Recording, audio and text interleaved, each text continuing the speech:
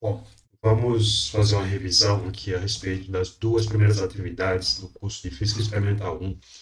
Lembrando que na primeira atividade que nós realizamos, foi pedido que para cada pessoa, três outras medissem sua altura, anotando então assim os valores, e ao final nós desejaríamos construir uma tabela no formato padrão, exibindo uma coluna para identificar a pessoa e a outra coluna a altura daquela determinada pessoa obtida na forma padrão. Então vamos pegar aqui um exemplo desse grupo, que tinham quatro indivíduos. Esses quatro indivíduos foram medidos pelos seus colegas, então foram três medidas. Então, por exemplo, para o indivíduo A, nós tivemos as medidas em centímetros de 170, 171 e 169 centímetros, respectivamente, assim como para os demais indivíduos esses outros valores. Então, a primeira coisa para se escrever a tabela na forma padrão é calcular os valores da altura na forma padrão. Então, para isso, eu preciso primeiro calcular o valor médio da altura. Então, vamos aqui fazer uma das entradas da minha tabela, pegando o indivíduo A como referência. Então, o que é que nós vamos fazer? Nós vamos primeiro calcular o valor médio da altura do indivíduo A. Então, para fazer esse cálculo, eu simplesmente somo todas as alturas daquele indivíduo e divido pelo número de medidas que eu tenho. Nesse caso, são três medidas. Então, eu vou somar 170, 171 mais 169 e dividir o resultado dessa soma por 3. Bom, o resultado dessa soma dividido por 3 é igual a 170 centímetros. Então, esse será o valor médio da altura do indivíduo A.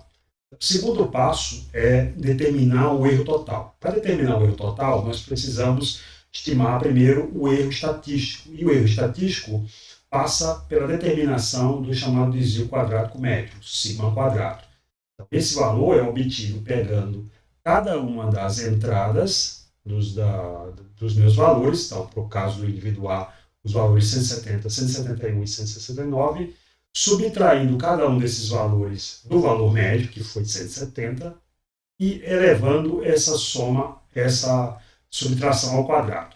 Então, somando essas diferenças ao quadrado para os três valores e dividindo pelo número de medidas menos 1, no nosso caso 2, portanto, nós vamos ter o seguinte. Então, esse sigma quadrado vai ser obtido como 1 meio, porque aqui o n é 3, então como é n menos 1, aqui eu fico com 2, da seguinte soma de termos. Então, eu vou ter o primeiro valor da altura, 170, menos o valor médio, que é 170 também, elevado ao quadrado, mais a segunda altura, 171, menos o valor médio, 170, elevado ao quadrado, mais a terceira altura, 169, menos o valor médio, 170, elevado ao quadrado.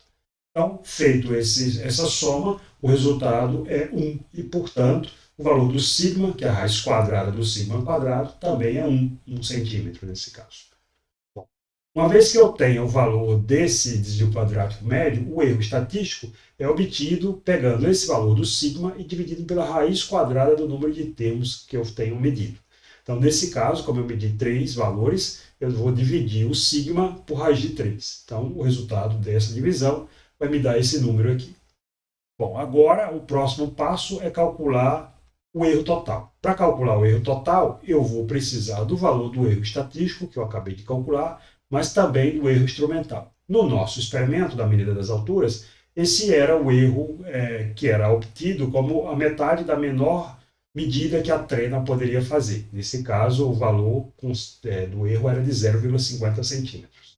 Então, eu vou pegar esse 0,50, elevar ao quadrado, eu vou pegar o erro estatístico, também elevar ao quadrado, e somar esses dois quadrados. Feita essa soma, eu vou tirar a raiz quadrada do resultado dela, e aí eu vou obter esse valor aqui, 0,763, como o meu erro total.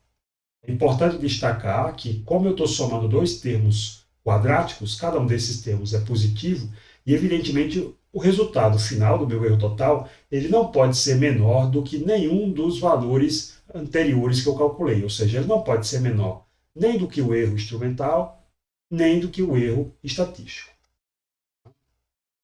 Bom, então esse é o meu resultado para o erro total. Então, resumindo, eu obtive o erro total que era esse valor, eu obtive um valor médio que era 170 centímetros, e agora eu preciso colocar esse resultado na forma padrão.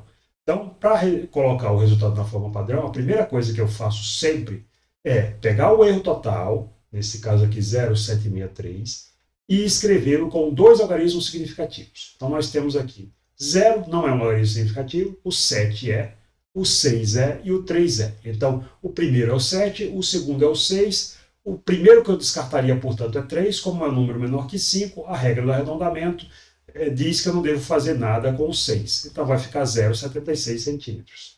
Bom, veja que o meu erro total com dois algarismos significativos tem duas casas decimais. Então, eu vou pegar o meu valor médio, 170, e escrevê-lo também com duas casas decimais. Sendo assim, a altura do indivíduo A, escrito na forma padrão, vai ter esse formato, 170,00, mais ou menos 0,76 centímetros. Note, o erro total, dois algarismos significativos. Para isso, eu precisei de duas casas decimais, então o valor médio tem que ter duas casas decimais. Okay? Bom, então eu aplico esse mesmo procedimento para os indivíduos B, C e D, obtenho, assim, esses resultados, como resultados da forma padrão para cada um deles, e agora eu preciso escrever esses resultados no que eu queria desde o início, que é a tabela. Então eu vou construir uma tabela. Na primeira coluna eu vou identificar aquele indivíduo, A, B, C e D, e na segunda coluna eu vou colocar os valores na forma padrão da altura. Observe aqui que nós temos um problema, que é o indivíduo B, ele tem um erro total com dois algarismos significativos e uma casa decimal, enquanto que os outros indivíduos têm os erros totais deles com dois algarismos significativos e duas casas decimais. Uma regra da tabela é que, ao longo de uma coluna, todos os valores têm que ter o mesmo número de casas decimais. Então, aqui eu teria, em princípio, uma dificuldade, já que esse resultado tem uma casa decimal, enquanto os outros têm duas. Então, existiria duas possibilidades. A primeira possibilidade seria acrescentar um zero aqui para deixar esse valor da altura do indivíduo B com duas casas decimais. Mas se eu faço isso, o meu valor do erro total ficará com 3 algarismos significativos e não com 2. Então, como o máximo número de algarismos significativos no erro total tem que ser 2, eu não posso fazer isso. Então, a minha escolha é mexer nos demais. Então, eu não vou acrescentar um zero aqui para deixar todo mundo com duas casas decimais. O que eu vou fazer é mexer nos outros para deixar com uma casa decimal apenas, e esse daqui com 2 algarismos significativos, mas os demais vão ficar com um só algarismo significativo. Bom, mas como todo mundo tem que ter o mesmo número de casas decimais, e eu não posso ter nenhum erro com 3 algarismos significativos, então essa é a única opção. Então eu faço isso, veja que aí eu passo a ter agora 170,0, mais ou menos 0,8, porque o meu erro total era 0,76, pela regra do arredondamento, como eu vou deixar um só algarismo significativo, eu teria que descartar o 6, que é maior que 5, então o 7 acrescento a unidade, 162 mais ou menos 1,0, como já era, 180,0 mais ou menos 0,6 e 167,0 mais ou menos 0,6. Então veja que agora todos os meus resultados têm o mesmo número de casas decimais e nenhum dos erros totais aqui tem mais do que 2 algarismos significativos. Então isso cumpre o que eu gostaria para ter uma tabela no formato padrão. Muito bem. Então vamos agora olhar para o problema da atividade 2, que era o problema da queda livre. Então, nesse experimento, nós medimos, para cada altura, 3 tempos de queda, 4 tempos de queda, aliás, da bolinha daquela altura até o sensor que media o tempo de queda. Bom, então aqui nós temos os resultados já colocados na forma padrão, para esse conjunto de resultados, de valores que foram obtidos por algum grupo. Note que o erro da altura era de 0,05 centímetros. Como eu tenho que escrever esse erro com 2 algarismos significativos, então eu tenho que escrever 0,050. Né? Porque se eu escrevo 0,05 apenas, eu vou ficar com um único algarismo significativo. Então, para isso eu precisei de 3 casas decimais. Então, todos os valores que eu escrevi abaixo daquela altura tem que ter também 3 casas decimais. Já o tempo, eu vou expressar usando uma potência de 10 a menos 4, para não ficar com um monte de números. Tá bem? E aí, nos resultados que eu obtive, tinha um deles que tinha um erro que era 14 vezes 10 a menos 4, enquanto que os outros eram 3, alguma coisa, 4, alguma coisa, vezes 10 a menos 4. Então aqui eu novamente caio naquele problema, que em princípio esse valor desse erro aqui, por exemplo, tem um só algarismo significativo, mas se eu tivesse que colocar o segundo algarismo significativo, eu teria que colocar aqui vírgula alguma coisa, e aí eu teria que fazer a mesma coisa para os demais, ou seja, colocar um vírgula zero, por exemplo, para todos os outros, e ao fazer isso, nessa entrada aqui, da altura 40 centímetros, eu teria um erro com 3 algarismos significativos. E aí eu não posso fazer isso, então a minha solução é deixar sem nenhuma casa decimal, todos eles, assim como o valor principal também não pode ter nenhuma casa decimal. Aí eu fico com um dos erros com 2 algarismos significativos, os outros com um só, mas todo mundo ao longo dessa coluna tem o mesmo número de casas decimais. Bem? Bom, então feito isso, o próximo passo era construir o gráfico. Então o gráfico eu faço usando aquele critério que a gente discutiu na aula, que está na aula de vídeo também, em que primeiro eu vou desenhar os meus eixos, eu vou construir uma escala tentando ocupar a máxima área possível, e aí eu vejo o seguinte, para a altura, por exemplo, os meus valores variam entre 30 e 60, então variam dentro de um intervalo de 30 centímetros. Muito bem, então eu construo aqui o meu gráfico, veja que o espaço que eu destinei para o eixo da altura, ele tem 1, 2, 3, 4, 5, 6, 7, 8, 9, 10, 20, 30, 31 separações. Então eu posso dizer que o primeiro valor aqui é 30, o penúltimo valor aqui é 60, e aí eu divido igualmente esses intervalos, cada um deles vai valer uma unidade de centímetro, ok? E, portanto, eu posso espalhar assim os valores de forma homogênea. A mesma coisa eu posso fazer para o eixo do tempo, que vai ser o eixo horizontal, percebendo que esses valores vão variar entre algo que eu posso escolher como 240, que está um pouco abaixo desse, até 350, que está um pouco acima desse. Então, vão variar num intervalo de 110 vezes 10 a menos 4 segundos.